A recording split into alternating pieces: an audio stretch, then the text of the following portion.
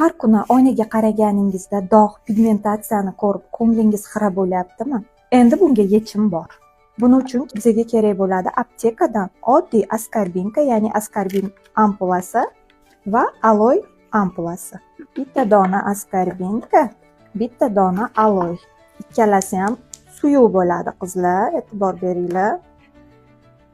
Qizlar, mana tayyor aralashmani yaxshilab ikkalasini massamizni bir xil holatga kelguncha aralashtirib olamiz. Buni surgan paytingizda umuman quyosh bo'lishi kerak emas, ya'ni kunduz kuni umuman ishlatish mumkin emas. Faqat kechqurun tozalangan yuzga suramiz.